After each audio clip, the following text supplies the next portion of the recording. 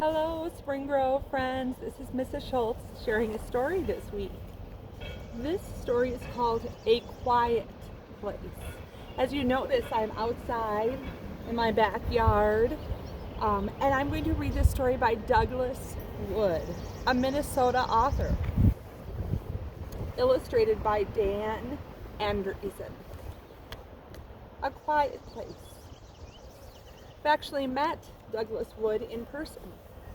So you can see he's assigned this book to my son Stephen. A Quiet Place by Douglas Wood.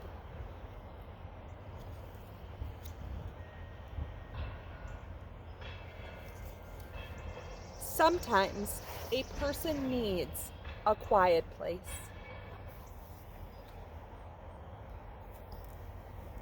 A place to rest your ears from bells ringing and whistles shrieking and grown-ups talking and engines roaring and horns blaring and grown-ups talking and radios playing and grown-ups. Well, even grown-ups need quiet place sometimes. But it can be hard to find one. You have to know where to look. You could look under a bush, a lilac bush, in your own backyard. When you crawl underneath it, all the sounds of the world seem soft and far away. And you can be a pirate finding buried treasure on a desert island. A bush could be your quiet place until someone calls you to clean your room. Then you could look in the woods. You might find an old stump for a chair or a mossy log for a couch. In a green mansion of shadows and sunbeams.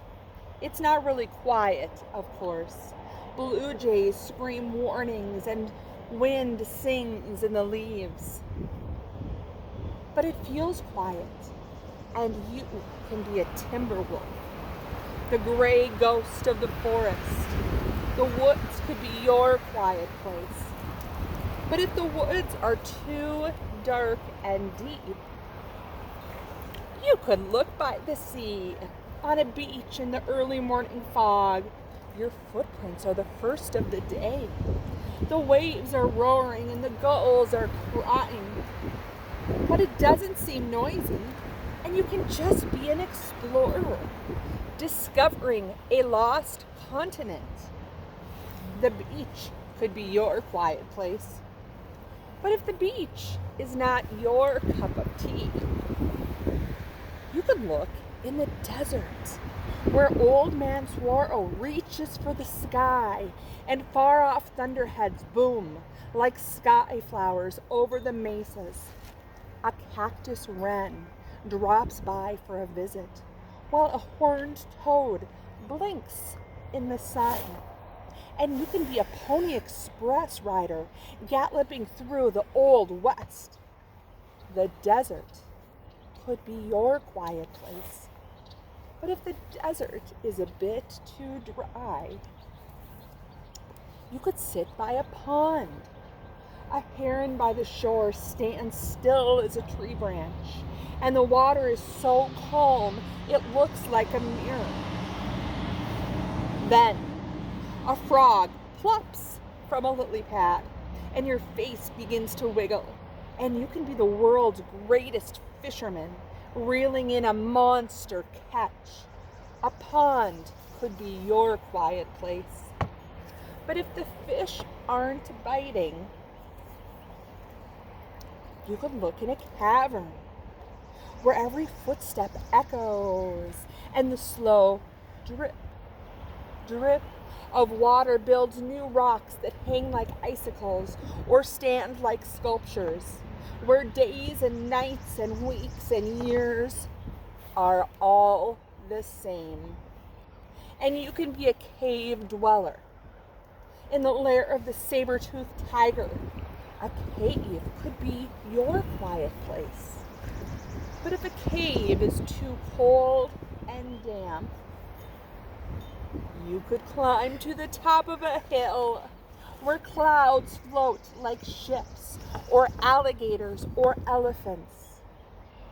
On a hilltop, you can see a long way and think long thoughts about how and what and why. And you can be a mountain climber on the top of the world.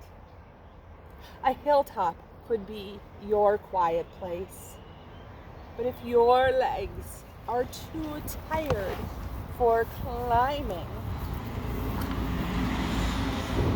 you could wait for a snowy day and lie down in a snowdrift. All around you, the falling snow whispers and wraps the world in silence. If you listen closely, you can almost hear it breathing. You breathe softly too, pretending to be a polar bear sleeping in a land where the snowy silence never ends. A snowdrift could be your quiet place. But if it's too warm for snowdrifts, you could visit a museum where brass tigers and bronze lions stand silent guard over fabulous treasures. Every painting is a magical window that your own imagination can open wide and climb through. And you can be an artist admiring your own masterpiece. A museum could be your quiet place. But if the museum is closed for renovation, you could go to the secret corner of the library where only people talking are between the covers of the books.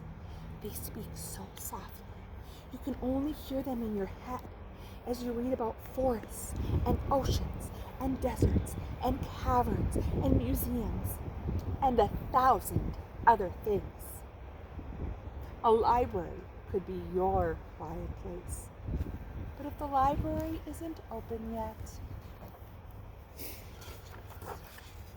you could come home and clean your room and read your own books and think your own thoughts and feel your own feelings and discover the very best quiet place of all, the one that's always there, no matter where you go or where you stay, the one inside you. Thank you, friends. See you next time.